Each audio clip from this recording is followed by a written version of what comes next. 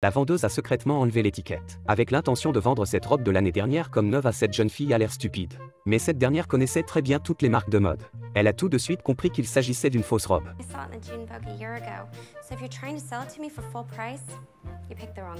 La vendeuse roule des yeux et s'en va. La jeune fille s'appelle Emma. Elle a appris que son petit ami allait la demander en mariage. Elle sort donc avec lui le soir dans une belle robe. Mais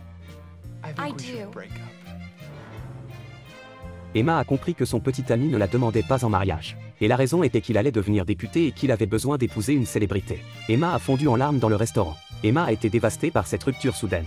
Elle est restée dans sa chambre pendant une semaine. Après avoir été réconfortée par ses amis, elle est sortie faire du shopping.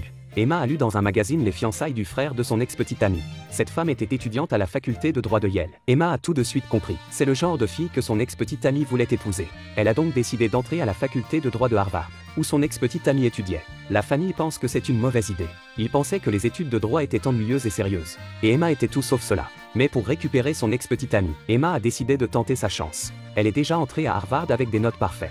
Mais elle se spécialise dans le merchandising de la mode. Maintenant, pour entrer à l'école de droit, il faut non seulement la recommandation d'un professeur, mais aussi une dissertation et un examen. Pour le reste de sa vie, elle a laissé tomber les fêtes et a travaillé dur sur ses examens d'entrée. Et pour son examen d'entrée, Emma avait sa propre façon d'impressionner ses professeurs. Elle a filmé sa vidéo d'admission en bikini. Elle a dit qu'elle avait été présidente du syndicat des filles et qu'elle était très douée pour attirer l'attention des gens. Les professeurs ont été étonnés par cette forme d'essai d'admission. Mais comme Emma a réussi ses examens d'entrée et que Harvard recherchait la diversité, elle a pu entrer à la faculté de droit de Harvard. Emma ne se doutait pas que cette décision allait changer sa vie.